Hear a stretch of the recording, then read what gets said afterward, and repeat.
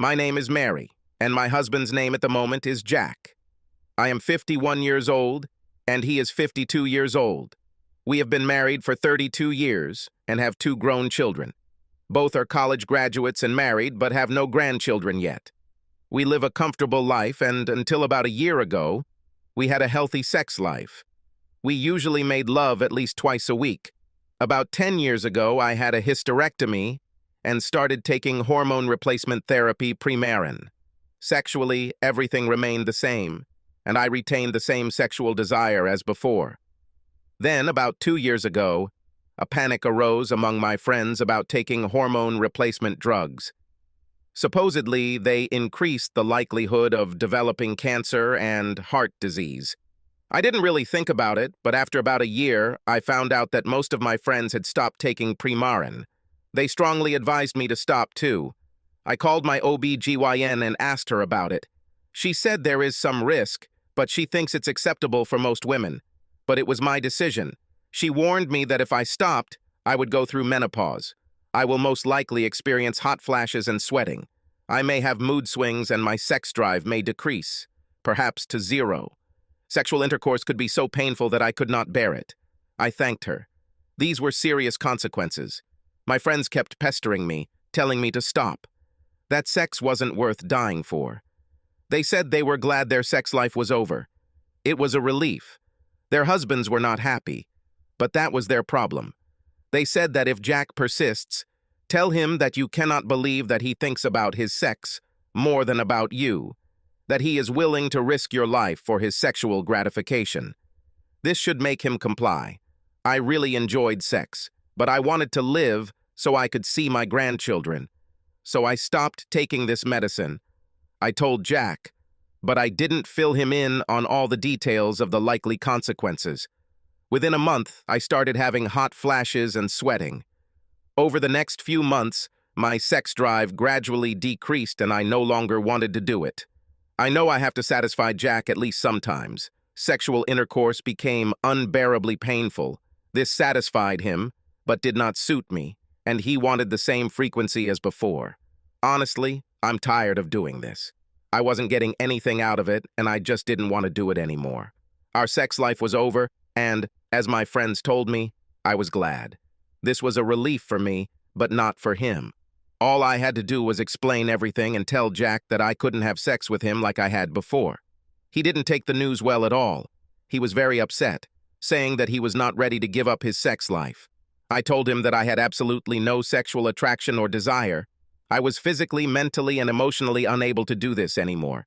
He kept talking about trying low doses of Premarin. Finally, I had enough of him and I said, "Enough!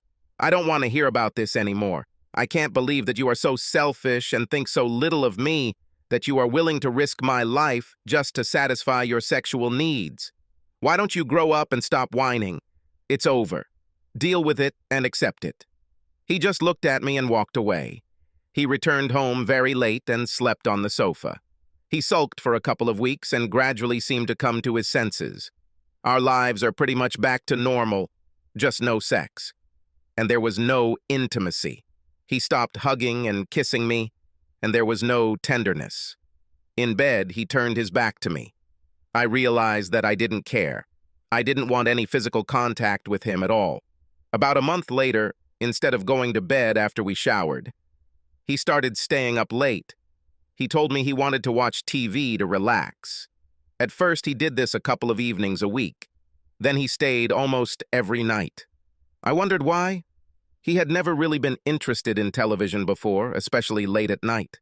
The next night, he headed to the TV and I went to bed.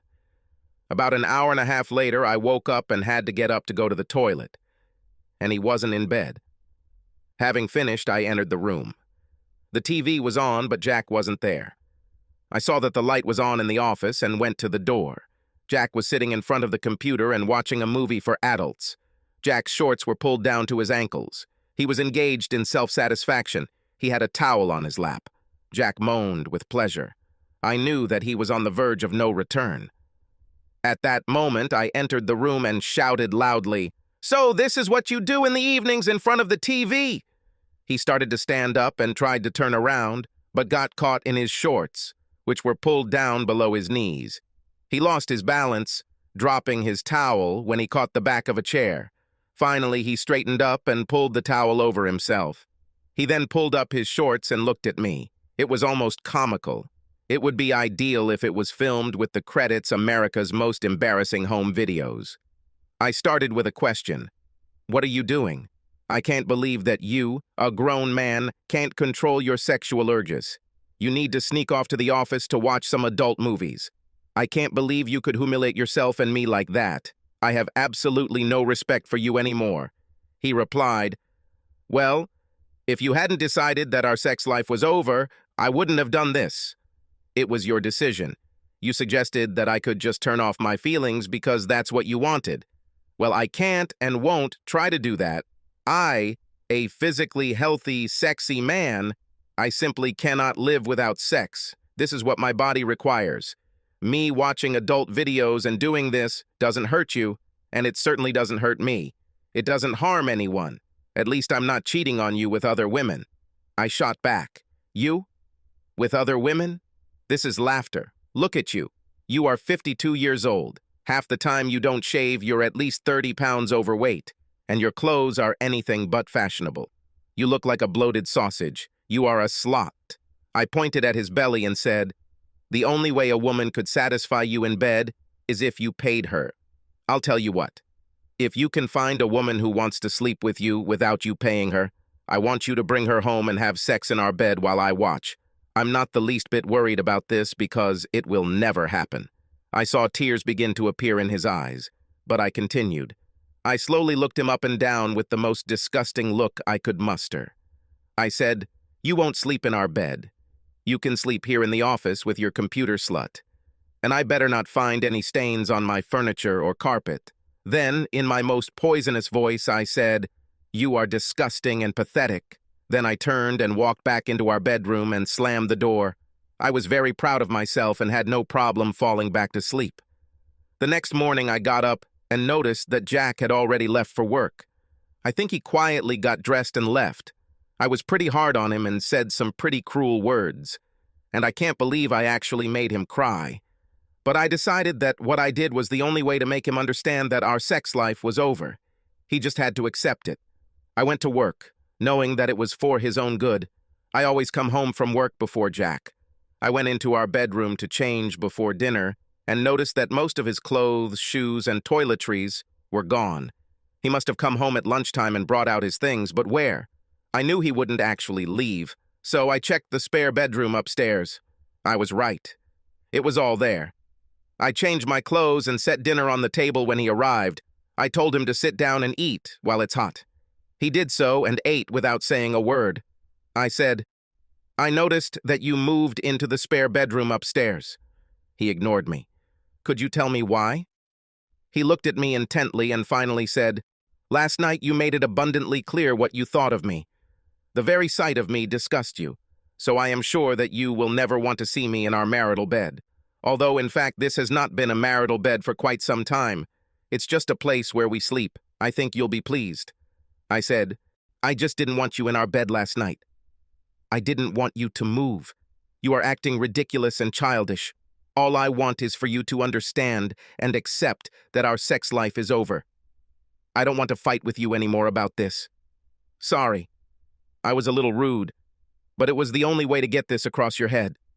Jack replied, the only thing I understand is that your sex life is over, and I'm disgusting and pathetic. I moved so as not to offend you with my presence.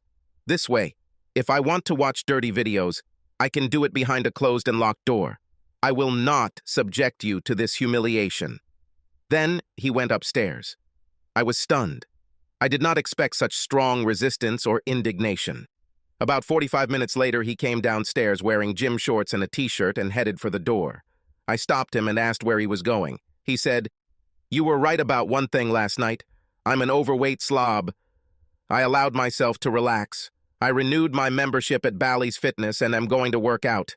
I laughed and said, it definitely won't last long. You won't be able to stick to this routine. I can't even believe that's where you're going.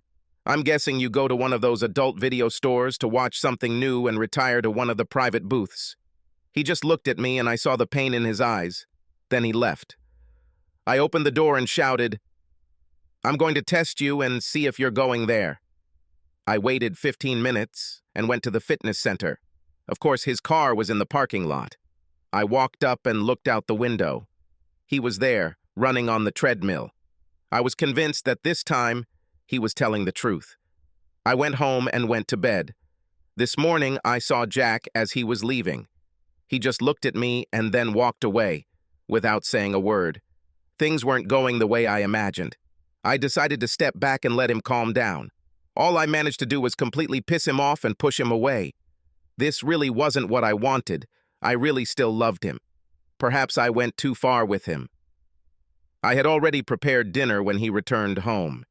He sat down and began to eat without saying a word. I asked how his day was, and he simply said, "Good." I told him that I had talked to the children and told him about them. He replied, "That's good." I asked how his training went, and again, "Okay." I said, "I bet your muscles hurt." I bought a bottle of Motrin at the store and put it in the upstairs bathroom. He simply said, "Thank you." We finished eating, and he went upstairs to the spare bedroom, which was now his bedroom. He came down 30 minutes later, dressed to go to training again. I said, "Have a good workout." He simply nodded and left. Over the next month, Jack got into the habit of working out on Mondays, Wednesdays, and Fridays. I checked on it from time to time, and it was always there. Over time, he became a little less cold and distant. It wasn't even close to a normal relationship, but we had real conversations and were polite to each other. After about 3 months, I noticed a big change in Jack. He lost more than 30 pounds and got toned. His new clothes fit him well, and he kept himself in good condition. He was a different person. I even had thoughts about what it would be like to make love to the new Jack. But my sex drive was still absent. I tried to play with myself, but I didn't feel anything. The lack of hormones definitely took its toll on me. A few months later, I came across a research paper that said the risk of taking Premarin was not as great as thought. Some studies have even suggested there may be benefits. I was confused. Was what I went through and what I did to Jack really not even necessary? In the end, I decided that the risk was really small and I was willing to take it. I called my OB/GYN and she said I had to come in for a test before she would write me a prescription. I made an appointment for next week. She refrained from telling me, "I told you so." I wasn't going to tell Jack until I saw my doctor. I didn't know how he would take it. Would he be happy and excited that we could be like we used to be? Or would he be even more furious because I should never have put him through all of this in the first place? I really missed him and wanted him to come back to our bed, with me. When I really thought about how I treated him, I felt terrible. I was absolutely cruel to him. Honestly, I don't know why I did it. Maybe it was a hormonal imbalance, but still this did not justify my behavior. For the first time, I thought I might actually lose him. After I talked to my doctor, I was going to sit him down and try to explain it all, and I was going to apologize for how much I hurt him. I hoped this would be enough. On Saturday around 7 p.m., the doorbell rang. I walked to the door, and it was Marcia. She and Ted were in a group of friends that we used to hang out with. I haven't seen her for almost 2 years. Ted was diagnosed with cancer, and they had to retreat from social life while he began treatment. The cancer was advanced and aggressive, and he died about 18 months ago. I regretted not keeping in touch with her. I invited her in and told her how sorry I was. I asked her how she was doing. She said that for the first year she just stayed at home and distanced herself from everyone. But in the end, she realized that it was not doing her any good. Over the past 6 months, she has changed her attitude and returned to life. She said that she had allowed herself to relax, and if she had any hope of being in the company of men, she would have to clean up her act. She joined Bally's fitness center, and there she ran into Jack. I was a little embarrassed and said, "I'm glad you're feeling better, but why are you here?" She said, "Jack invited me." I answered, "I don't understand." "What do you mean?" Jack came in and said, "Exactly. I invited her. Marcia and I are dating. After we met at Bally's, we went to lunch to talk and catch up. She asked about you, and I told her in detail what was going on between us. We started meeting for lunch 2 or 3 days a week. Do you remember those Saturdays when I said I had to work? We spent them together. Our feelings have grown and we want to make love to each other. I was stunned.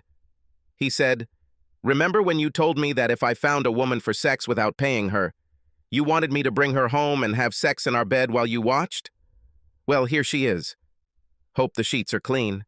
I actually remembered everything I said and how I ridiculed and humiliated him. I said, you can't be serious. I just said all this to hurt you. That's not what I really meant. He said, well, you definitely did a great job. I have never been in so much pain in my life, and from my wife, the only person in the world whom I loved unconditionally and thought she felt the same about me. That's exactly what you meant. You were very persistent. Neither you nor I had any doubts. I shot back. You're bluffing. You just want to hurt me because I hurt you. He simply took Marcia's hand and led her into our bedroom. I never thought this would happen. What am I talking about?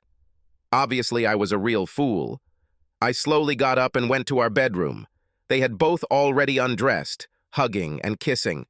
I couldn't believe how good Jack's body looked, and Marcia looked great too, much better than me. They lay down on the bed, and Jack began to kiss her on the lips, neck, body, and went lower and lower with kisses. He slowly kissed and caressed her. Marcia moaned. He increased the intensity and started having mind-blowing sex with her. Marcia moaned softly at first, then it was one long, loud moan, and then she screamed loudly and went quiet. Jack kissed and hugged her tenderly. Marcia then began to kiss Jack tenderly. She started doing it slowly and then moved lower. You could see the love in her eyes. She did everything she could to please him. I couldn't remember the last time I did this for Jack. He didn't last long and moaned with pleasure. They kissed and hugged. Jack was still horny and he wanted to make love to her. They kissed and caressed each other and then proceeded to have sex. This continued for a good 15 minutes. Marcia and Jack were pleased with each other. They hugged each other and kissed. It was one of the most erotic and sensual things I've ever seen. It was just wonderful, and it could be me. It should have been me, but I refused it. And for what? Why did I listen to my fucking friends? They got dressed and Jack said, I'm moving in with Marcia. I'll come by tomorrow and start moving my things out of the house. I spoke with my lawyer and began divorce proceedings. I won't be as cruel to you as you were to me. We will agree on a fair division. I realize that I'm not really that angry at you anymore. You were right. I was a slob. If I hadn't taken what you said to heart, I would have continued to live a miserable life with you. Now I have Marcia, and for the first time in a very long time, I am happy. Thank you. And you should be happy too. You don't have to live with someone disgusting and pathetic. You can live the rest of your sexless life completely alone. I think we both got what we wanted. Then they left. I sat and sobbed. It was my fault. I can only blame myself. Our divorce will be final next month, and Jack and Marcia are planning to get married. I wish them all the best. I really do. Subscribe to our channel so that your second chaff doesn't cheat on you, and go ahead and listen to the next story, because this story is nothing compared to the next one. If you're under 18, don't even think about listening to the next one.